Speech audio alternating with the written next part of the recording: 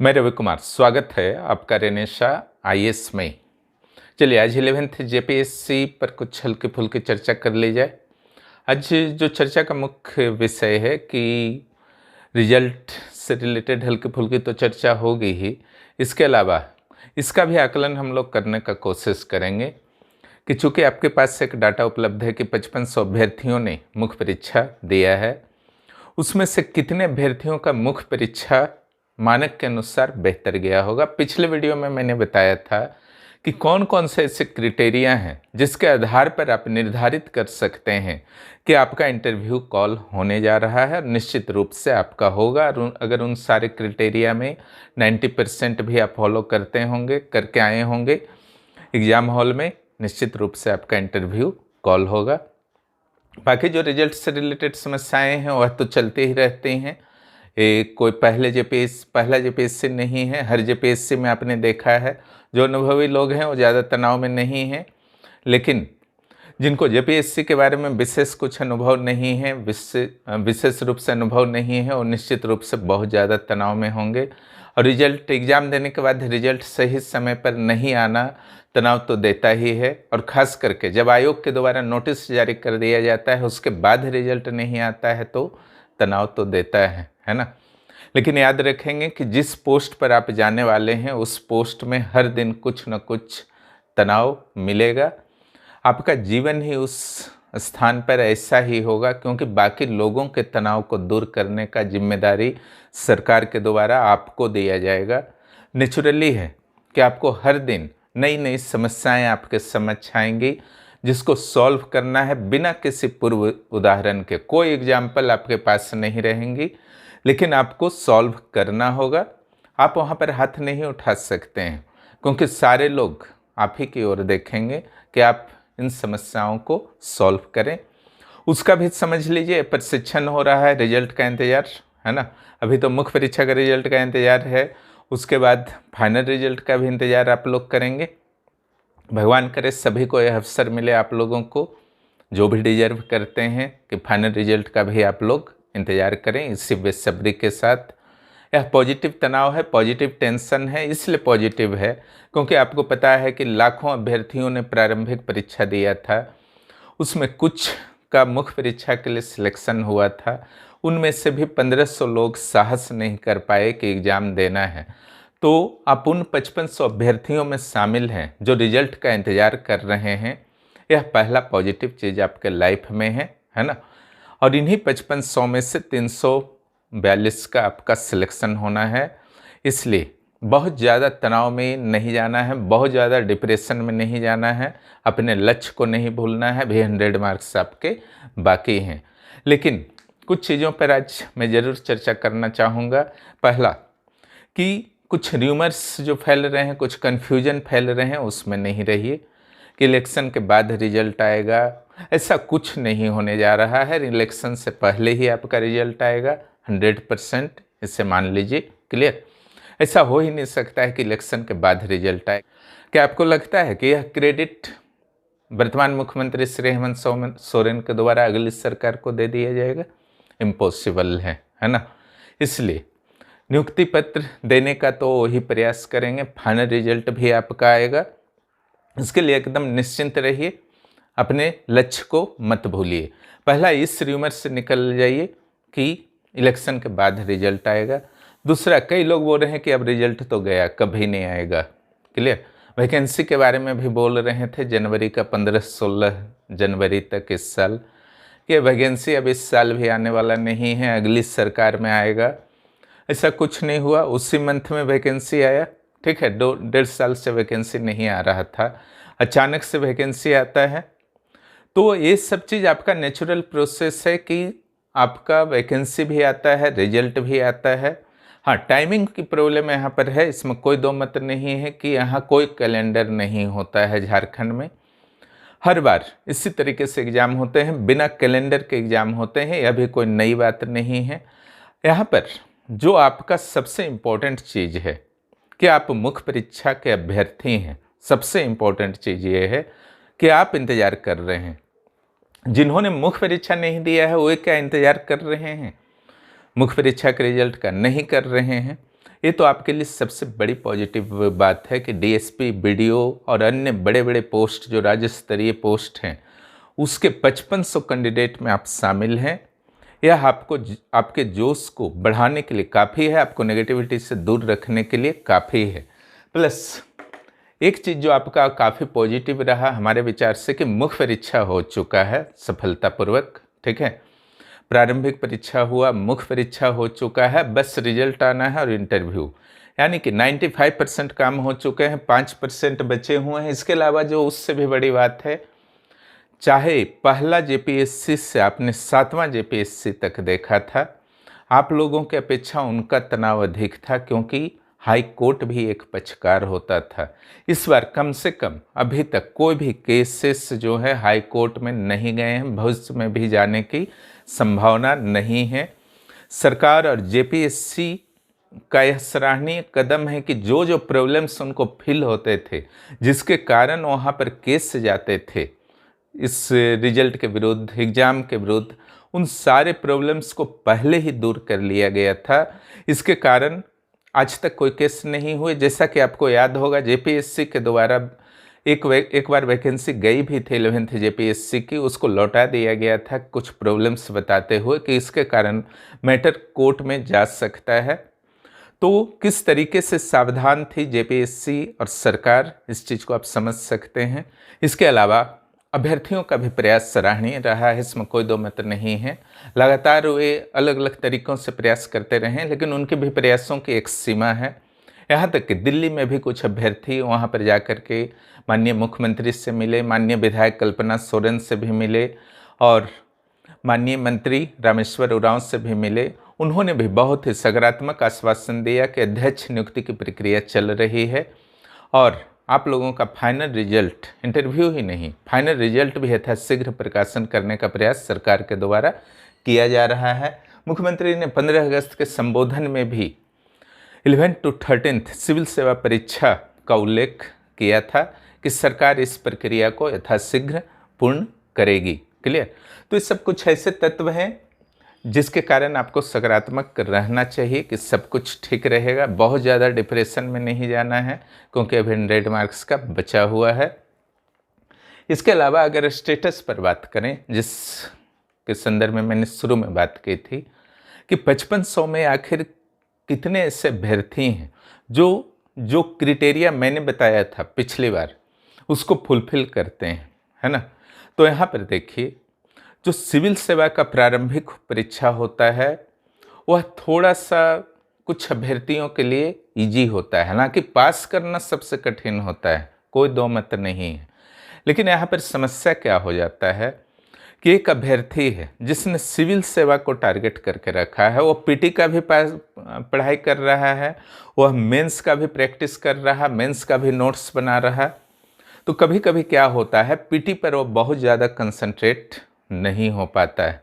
लेकिन एक वर्ग जो एक बहुत बड़ा वर्ग होता है, उसकी संख्या अच्छी खासी होती है, वो सिर्फ ऑब्जेक्टिव टाइप के एग्जाम्स देते हैं, है ना। सीजीएल दे रहे हैं, सेंट्रल एसएससी दे रहे हैं, रेलवे दे रहे हैं, तो उनका अच्छा खासा कमांड होता है एमसीक्यू सेक्शन पर। और जेपीएससी के अनुसार थोड़ा बहुत और अपने स्टडी के दायरे को बढ़ा देते हैं उन लोग। मुख्य परीक्षा की उनकी तैयारी नहीं होती है ना। और एक ऐसा वर्ग जो था जेपीएससी में इस बार बड़ी संख्या में बैठा था, सीजीएल बार बार कैंसिल हो रहा था। सीजीएल की तैयारी जो बहुत गहराई से कर रहे थे, उन्होंने सीएनटी, एसपीटी, लोक प्रशासन थोड़ा सा पढ़ लिया और जेपीएससी के लिए भी तैयार हो गए। लेकिन उस वर्ग का तैयारी मुख्य परीक्षा के लिए नहीं था। अब 7000 रिजल्ट आया तो उसका इफेक्ट दिखता है कि 1500 लोग एग्ज़ाम बैठे ही नहीं। 5500 बैठ गए कि चलो प्रैक्टिस हो जाएगा, उनमें से अधिकांश ने सोचा होगा। अब प्रश्न उठता है कि जो मुख्य परीक्षा का क्राइटेरिया होता है उसको कितने लोग अच्छी तरीके से फॉलो कर पाए होंगे। देखिए, जब अगर आपका ईमानदारी पूर्वक बात किया जाए तो 600 से 700 लोग से अधिक जो हैं मुख्य परीक्षा के सारे क्राइटेरिया को बेहतर तरीके से फुलफिल नहीं कर पाए होंगे। क्लियर? 5500 में 600 to 700 ओनली, इन्हीं में से आपके 342 ऑफिसर बनने वाले हैं, 2-4 अपवाद को छोड़ दिया जाए तो। क्लियर।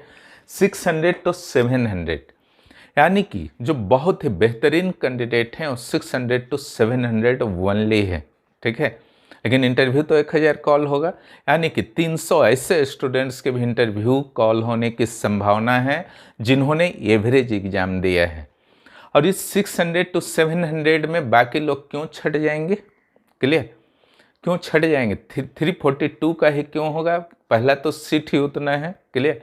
दूसरा कारक जो यहाँ पर बनेगा कि इन 600 to 700 जो बहुत ही बेहतरीन आंसर राइटिंग करते हैं उनका लिटरेचर गड़बड़ हुआ होगा, हल्का फुल्का क्वेश्चन छूटा होगा ज़्यादा, 20-25 मार्क्स का। क्लियर, पहला ये कारण हो सकता है। दूसरा MCQ 50 से नीचे आ गए होंगे, MCQ 50 से नीचे आ गए होंगे। तीसरा जो बहुत ही महत्वपूर्ण कारण है कि इंटरव्यू में उनका मार्क्स डाउन होगा। क्लियर, ये 600 to 700 वास्तव में डिजर्व करते हैं 342 में आने के लिए, लेकिन फिर भी होगा तो 342 का, क्योंकि सीट से उतना है। तो कहाँ पर गड़बड़ी होने से ये 600-700 में से बाहर आप हो जाएंगे? तो पॉइंट्स मैंने बता दिया, या तो आपका MCQ में 50 से नीचे आपका है, और दूसरा आपका या तो लिटरेचर पेपर में 20 से 25 मार्क्स का आप छोड़ चुके हैं, अच्छे आंसर राइटिंग आप करते हैं लेकिन लिटरेचर में छोड़ दिए, या किसी GS में भी आपने छोड़ दिया है 1-2 क्वेश्चन किसी कारणवश से। ठीक है, वहाँ से आपका खतरा बनेगा। इनको मैनेज कर सकता था इंटरव्यू, लेकिन अगर इंटरव्यू में भी आपके खराब चले गए, मार्क्स डाउन हो गए, क्लियर, तब आप 342 में नहीं आ पाएंगे। इसलिए जिन्होंने अच्छा लिखा है वो तो इंटरव्यू कॉल की चिंता छोड़ दीजिए। 100% आपका इंटरव्यू कॉल हो रहा है, दिमाग में इसको बैठा लीजिए पहला। ठीक है, जिन्होंने एवरेज भी लिखा है उनके लिए भी मैंने बताया 300 सीट्स आपके लिए भी है इंटरव्यू कॉल होने के लिए। इंटरव्यू कॉल हो जाएगा, हो सकता है आप इंटरव्यू देने में माहिर हों तो कोई रैंक आपको मिल जाए, अगर एवरेज एग्जाम भी आपका गया है, इसीलिए आपको पॉजिटिव वहाँ पर भी रहना है। यानी कि जो 600 to 700 वाले कंसेप्ट को मैं बता रहा हूँ ये 100% सही है। हर मुख्य परीक्षा के लिए, IAS हो, JPSC हो, BPSC हो, अगला JPSC हो, 14th JPSC भी हो, है ना।